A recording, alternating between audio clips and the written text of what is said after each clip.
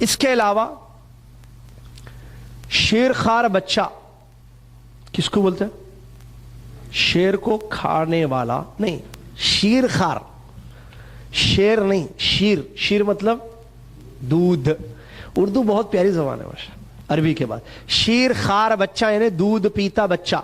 تو دودھ پیتا بچہ، دودھ پلانے کی مدت 2 سال یا 2.5 سال 3 سال 2 سال. کیسے معلوم؟ قرآن میں ہے حولین کاملین، اللہ نے فرمایا لمن اراد ان یتم الرضاعہ، جو دودھ پلانے کی مدت کو پورا کرنا چاہے 2 complete years، حولین کاملین، تو 2 سال کی عمر اس کی ہوتی ہے.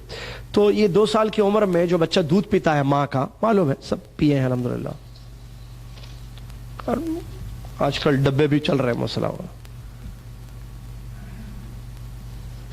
اسلام سے چلیں، کلو مما فی الارض حلالا طیبا پر عمل ہو. اللہ نے جو چیزیں حلال کی ہیں اس کو کھاؤ، تو بچہ کھائیں گے، صحت بنے گی، صحت اچھی رہے گی، دودھ بھی آئے گا. ٹھیک ہے؟ صحت صحیح نہیں تو پھر وہی جاؤ ڈبہ لاؤ، ڈبے کا دودھ پی پی کر بچہ بڑا ہوتا ہے. ٹھیک ہے؟ چلیے، ماں کی صحت اچھی ہونے کے لیے غذا اللہ تعالیٰ نے جو حلال رکھی ہے دنیا میں اس کو کھانا چاہیے. اللہ نے حلال کلو، اللہ نے کہا کلو مما فی الارض حلالا طیبا، قرآن کی آیت ہے. ہم نے زمین میں جو تمہارے لیے حلال چیزیں رکھی ہیں اس کو کھاؤ. کھانا تو کھانے سے صحت ہوتی ہے، کھائے نہیں تو صحت نہیں ہوتی. لیکن آج کل پھر وہی مسئلہ، burger, pizza, sandwich, chocolate, juice, chips, ماں باپ بھی کھلاتے، بچے بھی کھا کے بڑھ رہے ہو گئے. اور روٹیاں، گیہوں کی روٹیاں، جواری کی روٹی، گیہوں کی روٹی، غذا اچھی ماشاءاللہ ماں باپ کھلاتے تھے پہلے، بچوں کو صحت مند بناتے تھے. اللہ تعالی ہم سب کو صحت مند بنائے، حلال رزق کمانے اور حلال کھانے اور کھلانے کی توفیق عطا فرمائے، آمین. تو یہ بچہ اگر کسی کے کپڑے پہ پیشاب کر دے تو حدیث میں آیا ہے، جو صحیح ابو داؤد کی روایت ہے، پانی کے چھینٹے مارنے سے اس کی نجاست دور ہے. پیشاب نجاست ہے نا، گندگی، ہم نے بتایا تھا، سبیلین سے نکلنے والی چیز. تو اگر یہ پیشاب چھوٹے بچے کا ہے، کس کا؟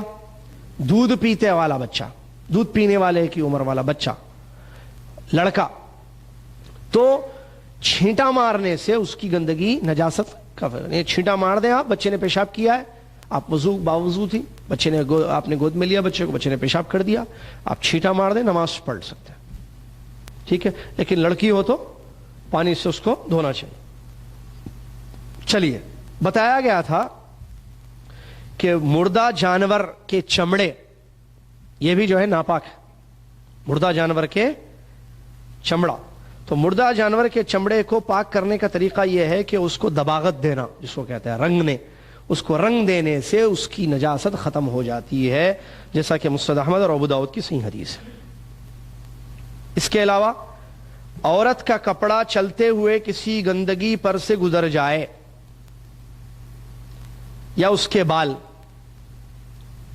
یا کپڑا، تو آگے والی پاک زمین اس کو پاک کر دے گی، جیسا کہ ام سلمہ رضی اللہ عنہ کی حدیث ہے ابن ماجہ میں صحیح سند سے. ام سلمہ رضی اللہ تعالیٰ عنہ فرماتی ہیں، دیکھیے اب یہ بھی حدیث دیکھیے، خوبصورتی کیا تھی پہلے دیکھیے، اور آج پہلے کے بال دیکھیے، آج کل کے بال دیکھیے، بہرحال ہر چیز چینج. دودھ نہیں رہا، پانی بن گیا، دودھ میں پانی ملا دیے، اصلی چیز نہیں رہی، نقلی ہو گئی. مرد نہیں رہا، عورت بن گیا، عورت نہیں رہی، مرد بن گیا. سب الٹا پلٹا ہو رہا ہے، پتہ نہیں کیا. دین کو زیادہ اہمیت دینی تھی، دنیا کو زیادہ اہمیت دی گئی ہے. حلال کمانا تھا، حرام کمایا جا رہا ہے. حلال کھانے کا حکم دیا گیا، حرام کھانے کے لیے انسان جو ہے دوڑ رہا ہے. سب الٹا ہے زندگی. جنت کے پیچھے دوڑنے کے لیے کہا گیا، جہنم کے پیچھے بھاگ رہے ہیں انسان. سب الٹا چل رہا ہے. دیکھیے، غور کیجیے، وہ ایمبولینس پہ الٹا لکھا تھا نا، صحت خراب ہے، الٹا. ہم بچپن دیکھتے ہیں ایمبولینس الٹا کیوں لکھا رہا، مطلب طبیعت صحیح نہیں ہے، طبیعت اچھا یہ مطلب ہے. اب پتہ نہیں یہ بھی صحیح ہے یا نہیں ہے، انفارمیشن آئی تھی، غلط ہے. پھر کیوں الٹا لکھتے ہیں؟ آئینے میں سے پیچھے سے دکھتا. بہرحال ڈاکٹر کے پاس پہنچا دے کافی ہے، کوئی بھی گاڑی ہوئی. تو الٹا ہی مسئلہ ہے. تو اس زمانے میں چوٹیاں دیکھیے. ام سلمہ رضی اللہ عنہا کی حدیث پڑھنے سے تعجب ہوتا ہے، تعجب نہیں مطلب معلوم ہوتا تھا کہ کیسی جو ہے خواتین اسلام تھیں. وہ توجہ میری طرف ہے نا انشاءاللہ. انہوں نے کہا کہ میری چوٹیاں لمبی ہیں، بہت زمین کو لگتی ہیں، تو اس میں گندگی لگ جائے تو میں کیا کروں؟ تو اللہ کے نبی علیہ الصلوۃ والسلام نے ان کو حکم دیا کہ آگے والی جو پاک زمین ہے، آگے جو زمین ہے وہ اس کو پاک کر دے گی. گندگی اگر لگ جاتی ہے کپڑے کو یا اس کو، تو آگے والی جو زمین پاک ہے، تو ظاہر بات ہے وہ گندگی کب لگے گی؟ جب کپڑا یا چھوٹی جو بال زمین کو لگیں گے نا. تو زمین میں کوئی نجاست تھی، کوئی چیز وہ لگ گئی، تو آگے جو ہے پھر ایسی جائے گا نا انسان، تو آگے والی جو زمین ہے اس کو پاک کر دے گی. یہ حدیث ہے جو صحیح ابن ماجہ کی حدیث ہے. اگر جوتے یا چپل میں گندگی لگ جائے تو زمین پر رگڑ دینے سے اس کی گندگی دور ہو جاتی ہے. ابو داؤد کی صحیح حدیث اس کی دلیل ہے. ٹھیک ہے، ابو داؤد کی حدیث ایک دلیل ہے. دوسرا یہ کہ اگر نماز میں، جیسا کہ حدیث میں آیا نبی علیہ الصلوۃ والسلام کا ایک واقعہ کہ آپ صلی اللہ علیہ وسلم نماز پڑھ رہے تھے جوتیوں میں، صحیح حدیث ہے یہاں، جس کو دیکھنا ہے مل جائے گی.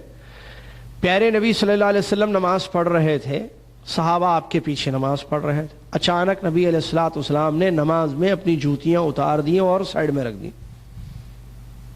صحابہ نے بھی ایسے ہی کیا. اور ایک بات معلوم ہونا چاہیے کہ نماز میں پیارے نبی صلی اللہ علیہ وسلم کو پیچھے سے ایسے نظر آتا تھا جیسے سامنے سے نظر آتا. ٹھیک ہے، چلیے.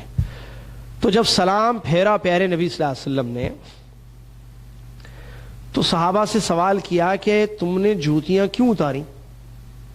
کیسے معلوم؟ نظر آیا. ابھی جو میں نے بتایا معجزہ تھا رسول اللہ کا. تو صحابہ نے یہ عرض کیا کہ ہم نے آپ کو دیکھا جوتیاں اتارتے ہوئے، ہم نے بھی اتار دی. سبحان اللہ. اس کو بولتے ہیں فالوئنگ، اتباع.